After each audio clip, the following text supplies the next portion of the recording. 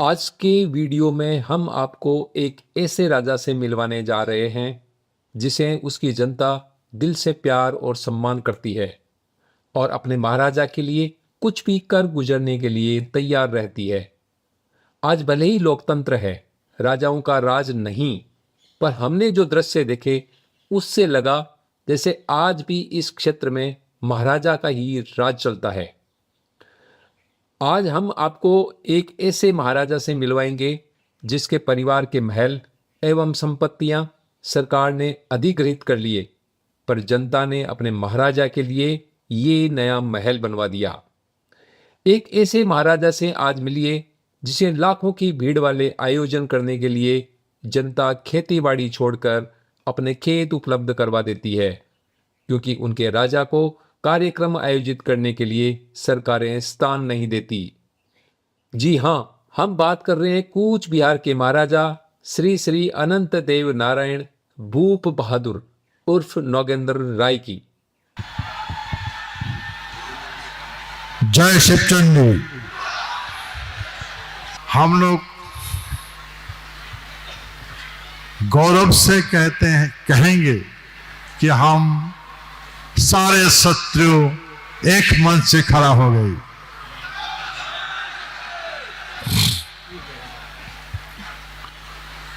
मैं आज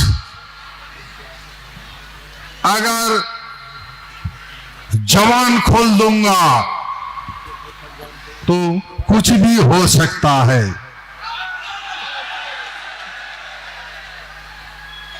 लेकिन मैं जवान नहीं खोलूंगा। सिर्फ एक वक्त का इंतजार है। मैं बहुत बार बोल चुका हूं, हमारे पास शब्द भेदी बाण है। हम इस बाण को जिस पर प्रयोग करता है वो जरूर निशाने पर लग जाता है और उसका अंत हो जाता है। उपस्थित हमारे महान सत्यो राजवंशी भाई बहनों, मैं आपसे रिक्वेस्ट करता हूं कि आप नाराज मत होइए। ये धरती हमारी है,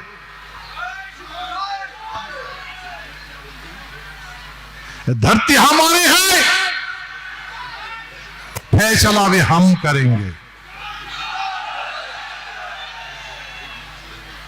सिर्फ वक्त का इंतजार है। महाराजा श्री श्री अनंत देव नारायण भूप बहादुर उर्फ नागेंद्र राय भारतीय जनता पार्टी के सिंबल पर राज्यसभा सदस्य हैं, पर वे आज भी भाजपा के प्राथमिक सदस्य नहीं। फिर भी भाजपा ने उन्हें राज्यसभा में भेजा। इसका कारण है बंगाल में भाजपा इन्हीं महाराजा के संगठन greater Cooch Behar people's association के समर्थन से कई सीटें जीत पाई थी। आपको बता दें, greater Cooch Behar people's association Cooch Behar को अलग से केंद्र शासित प्रदेश बनाने की मांग कर रही है, जिसे बनाने के लिए बतौर महाराजा भाजपा ने वायदा किया था। उसी वायदे के पीछे महाराजा ने भाजपा को चुनाव में समर्थन और सहयोग दिया। 1956 में 7 अमेंडमेंट में फॉर्मेशन लाया, क्या? स्टेट एंड यूनियन टेरिटोरी, और ऑप्शन रखा may be record other territory. तो गवर्नमेंट हमें बोला आप इसमें से डिमांड करो, इसको छोड़ दो, इसको भूल जाओ, इसमें डिमांड करो, हम इसको इसमें दे देंगे। भाई किसका बात है? गवर्नमेंट ऑफ इंडिया का। किसका है? सारा संसद देख रहा है ना।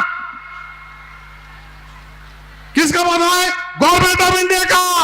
ये बोला कि आप एक प्रेजेंट स्टेटस में डिमांड करो, इसको छोड़ दो, स्टेट लॉ इसमें कौन सा चाहिए? तो हम बोला ठीक है भाई, हमों का स्टेट दे दो।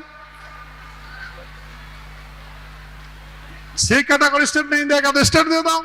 तो बोलता है कि नहीं, स्टेट को छोड़ो, क्योंकि यूनियन टेरिटोरी ले लो। क्या? क्यों लो?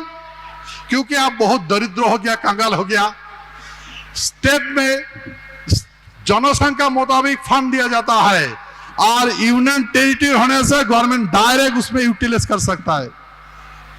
गवर्नमेंट हमें समझाया, गवर्नमेंट खुद समझा रहा है तो हम तो समझ गया, ठीक है साहब हमें यही बना दीजिए।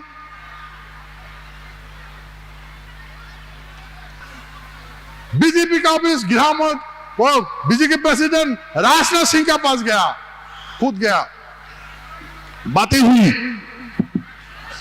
राजनाथ सिंह ने बोला वेलकम, आइए हमें पावर दीजिए, हम बना देंगे, हमें पावर दीजिए, हम बना देंगे।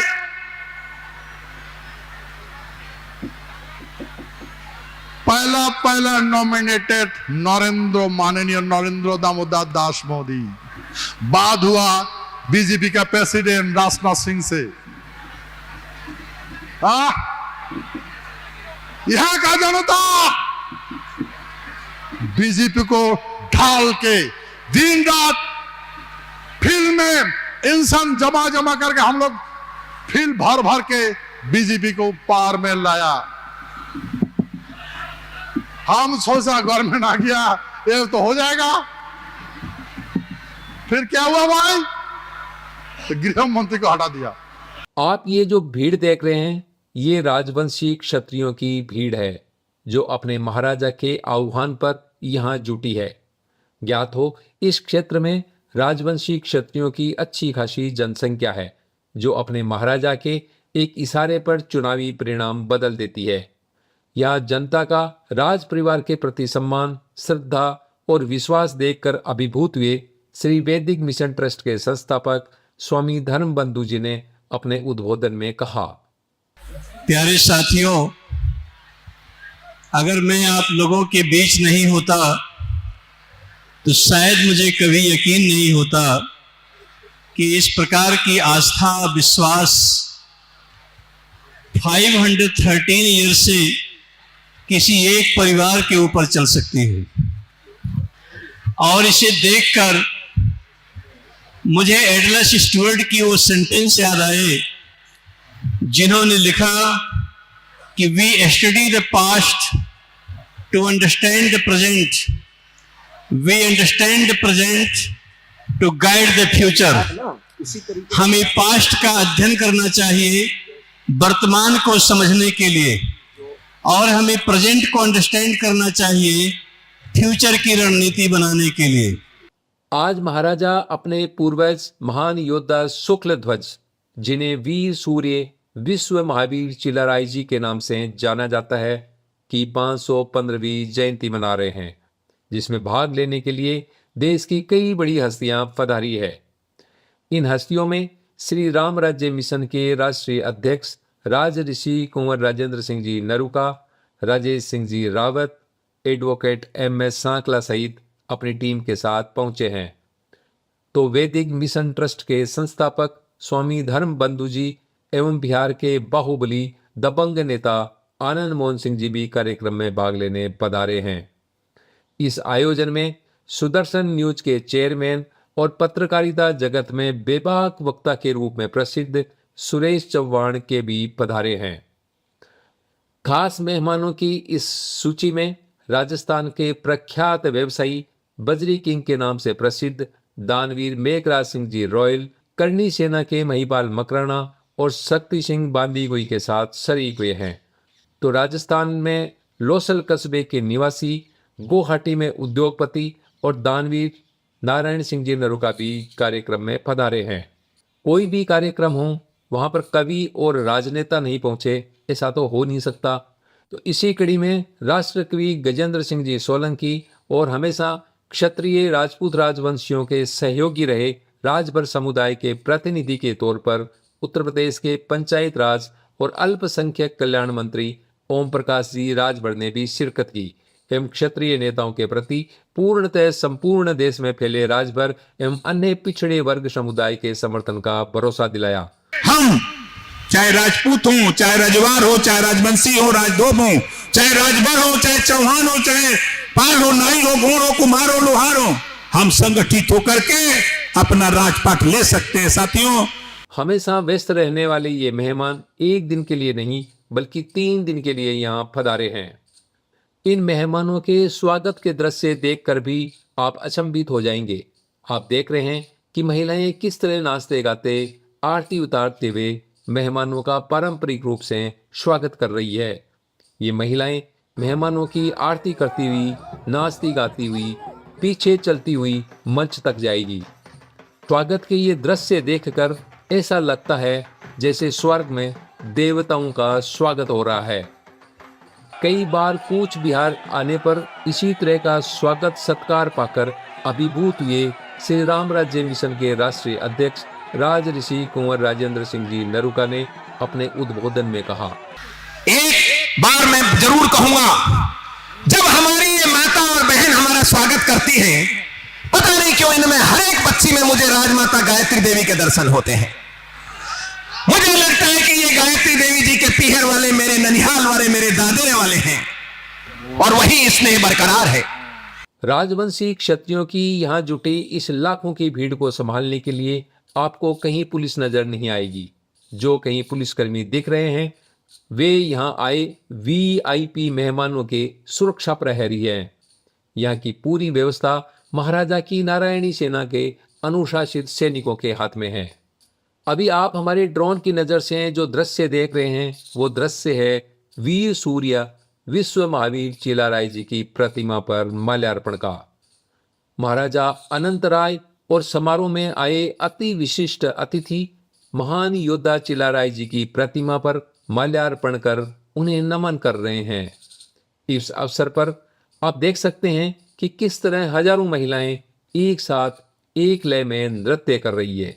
यही है यहाँ की सांस्कृतिक धरोहर। विशिष्ट अतिथियों द्वारा माल्यार्पण के बाद अब शुरू हो रहा है नारायणी सेना के युवा और युवतियों का विशेष प्रदर्शन और सांस्कृतिक कार्यक्रम। अभी आप देख रहे हैं नारायणी सेना के सैनिकों का तलवारबाजी का प्रदर्शन, जिसमें वे अपनी कुशलता का परिचय दे रहे हैं।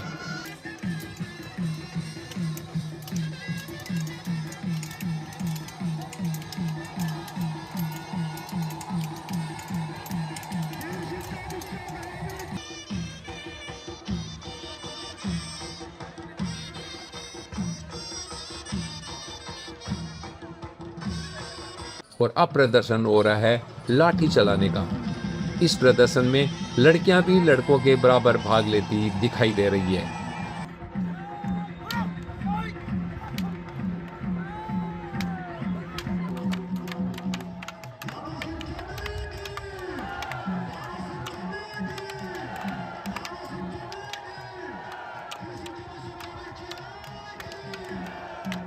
नारायणी सेना के सैनिकों को तलवार और लाठी चलाने का पूरा प्रशिक्षण दिया जाता है। आपको बता दें, पिछले दिनों महाराजा अनंत राय और नागेंद्र राय ने राज्यसभा में नारायणी सेना को टेरिटोरियल आर्मी घोषित करने की केंद्र सरकार से मांग की थी। आप राजवंशी क्षत्रियों की जिस भीड़ को देख रहे हैं, ये भीड़ देश में होने वाली रैलियों की तरह नहीं है, जो कुछ घंटे के लिए आती है और शहर में जाम लगाकर चली जाती है, बल्कि ये भीड़ 2 से लेकर 4 दिन तक के लिए आई है।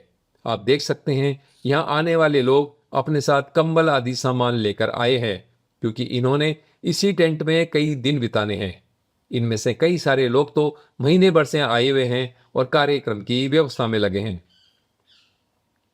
आप ये जो टेंट देख रहे हैं, इसे किसी टेंट व्यवसायी ने नहीं लगाया, बल्कि जनता ने ही इसे लगाया है।